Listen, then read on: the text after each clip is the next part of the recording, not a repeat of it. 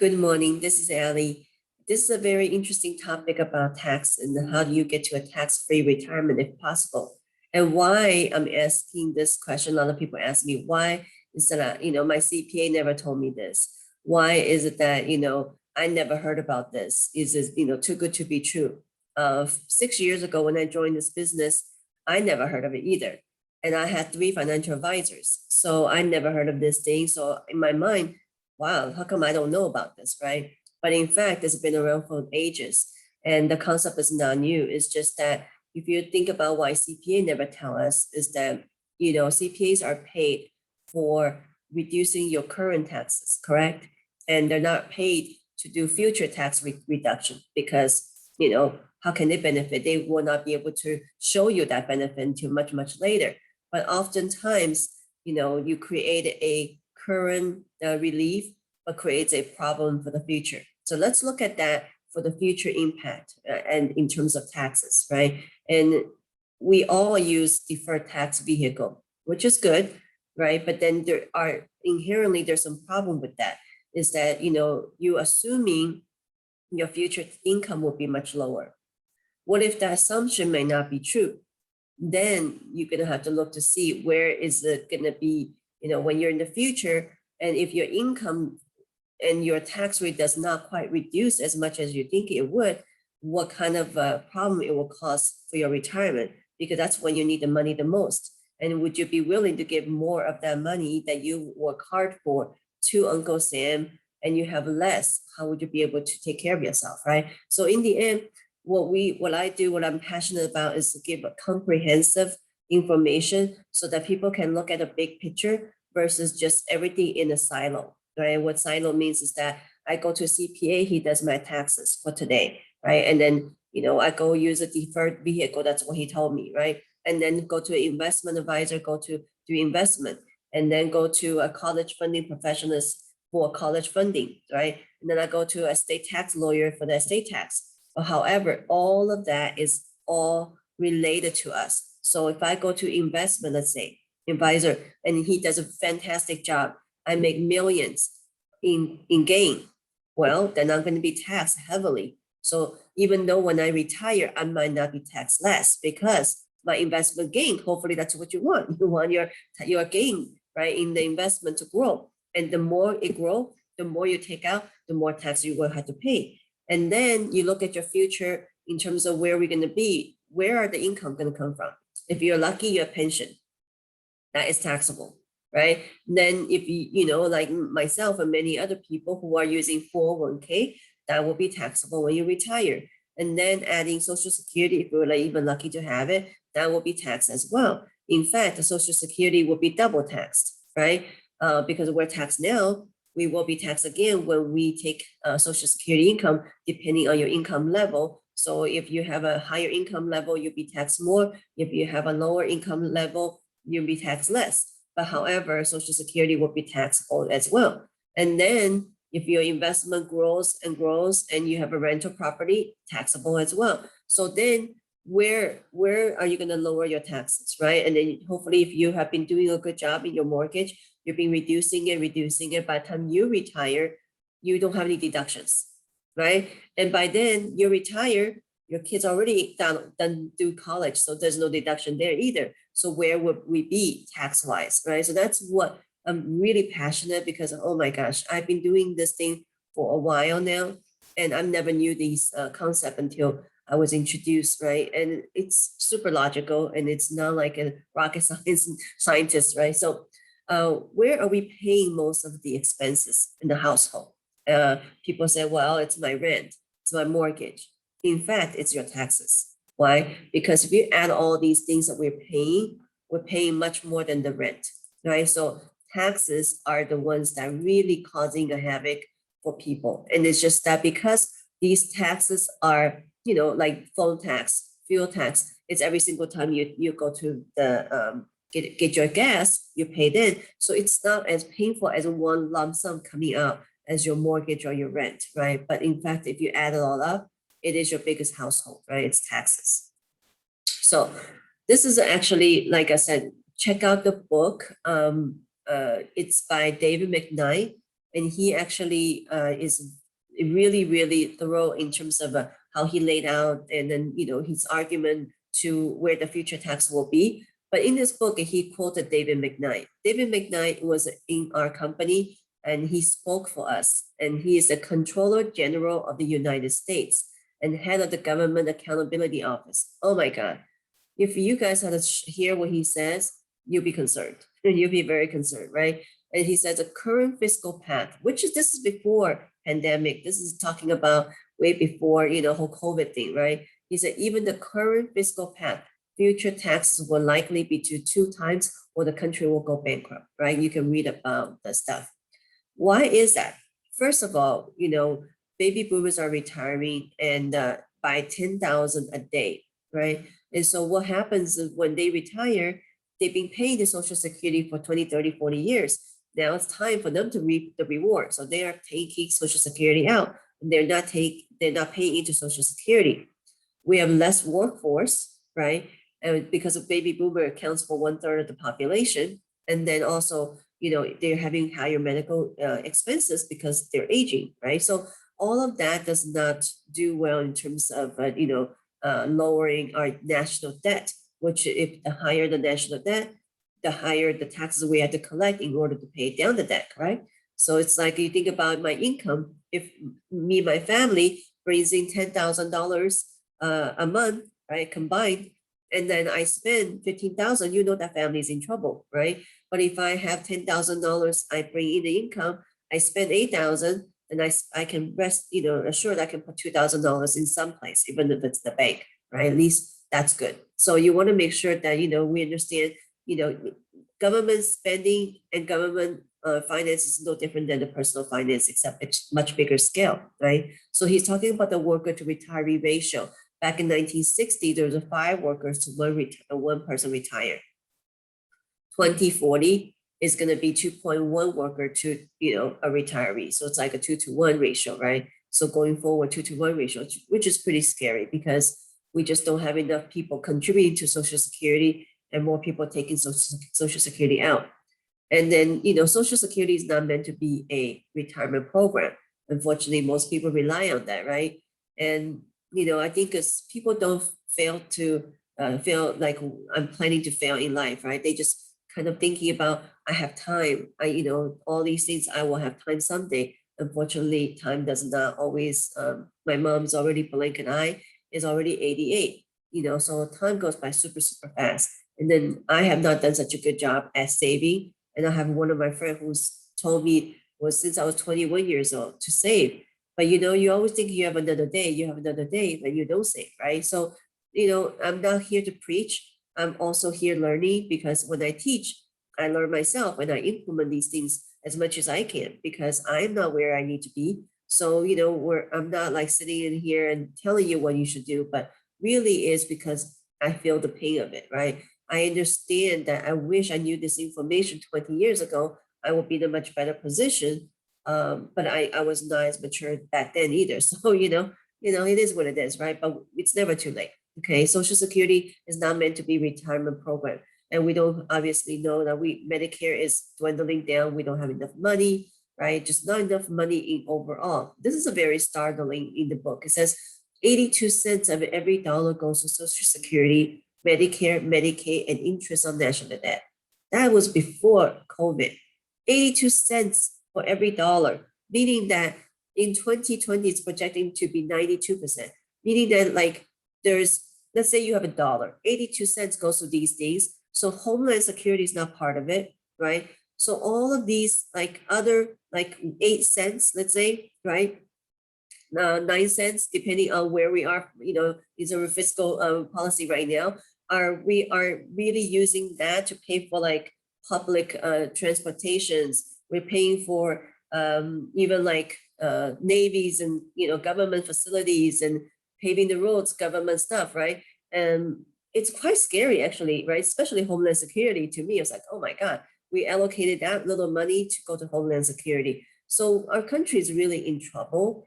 But besides that, I think we really need to start thinking about, if we can control our retirement and we can control our finances better, we really can alleviate a lot of the stress in life. And life is really about, can you provide for your family? Can you have, but let's say you work from 9 to 5 or 8 to 5, whatever the time is, you work from for a company from Monday to Friday, and these Saturday, Sunday, you should have that peaceful time. Stress, causing by lack of money or lack of planning is really taking a havoc on, making it difficult for people, right? So I really feel like this is so important. I wish people putting the time and effort as much they go into a ball game. I mean, I have people who like religiously go to a ball game. They will never even spend an hour or 2 hours to come learn finance, right? That is where you're going to be impacted. If you don't understand finances, you can say, I don't like finances, I don't like numbers. But if you don't understand finances, our life is not going to be very good, right? So it is such a key thing. And people are like, oh, I don't trust these financial advisors. Well, come learn for yourself. Be your own financial advisor, right? Because I know that nobody will care about your money more than you should care about your money.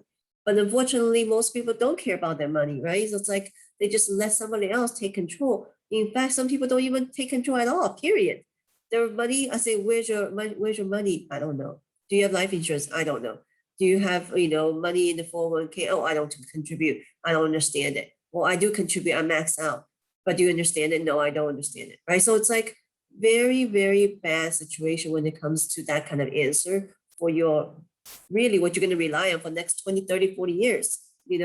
It's quite scary. So we need to really take a different stance on where we put our finances, right? So this is saying that when the top one is, let's say, like if your current taxes is high, future taxes low, then you should use a deferred tax, which is a 401k for people who don't understand.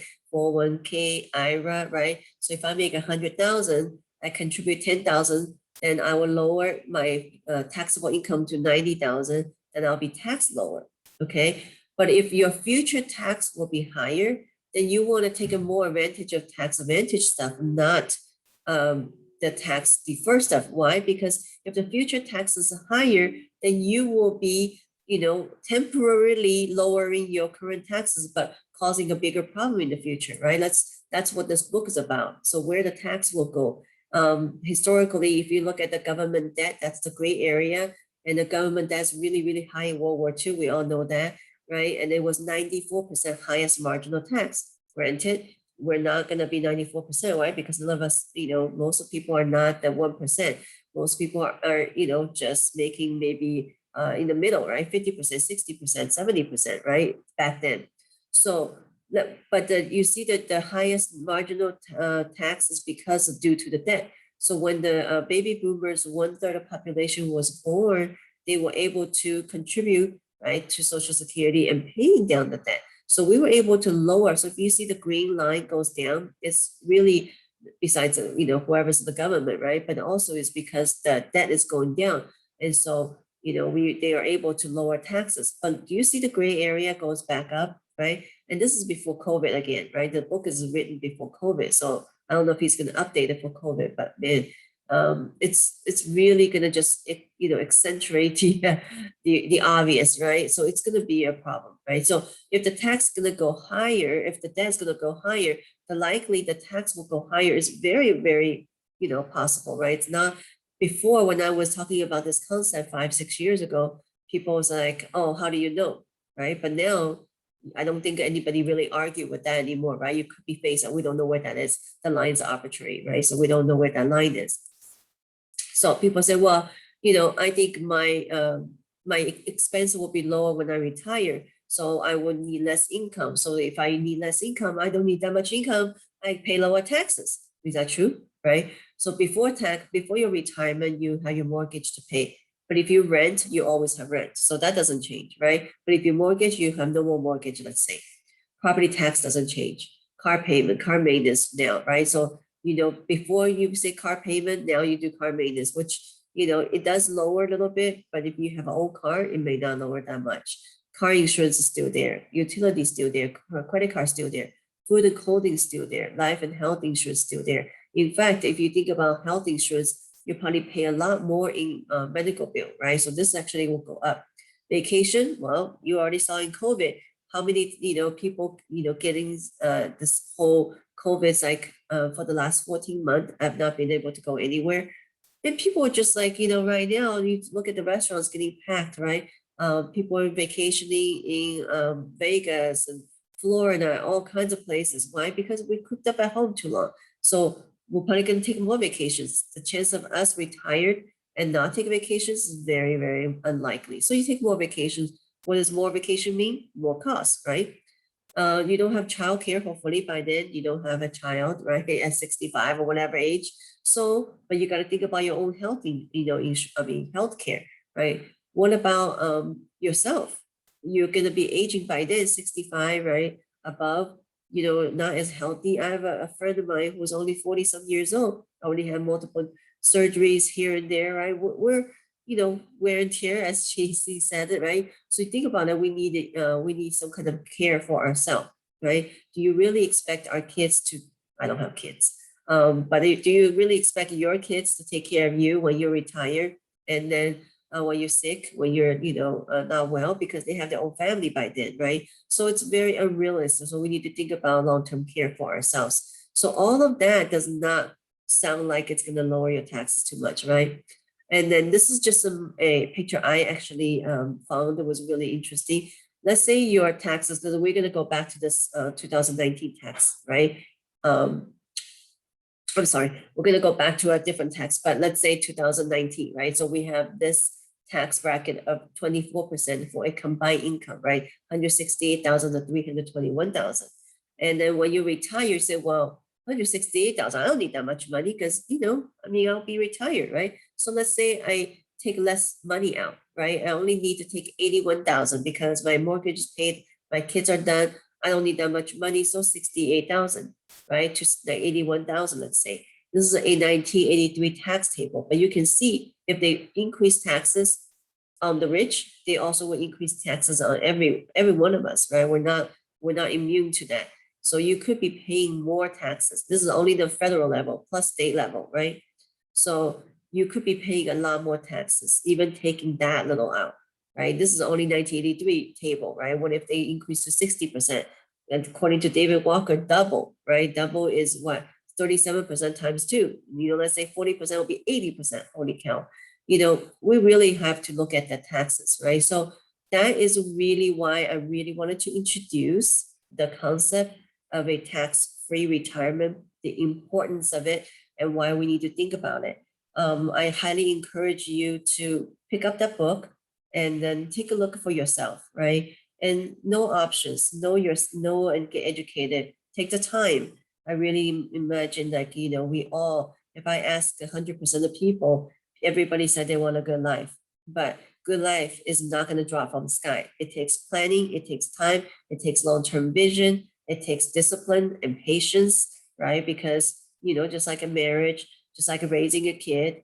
I mean, I think about my poor mom raising me for last, however many years, right? I'm not gonna name my agent, but however many years, it's pain. Mainly it's pain. And so I was rebellious through all these times, right? It's the same thing with money.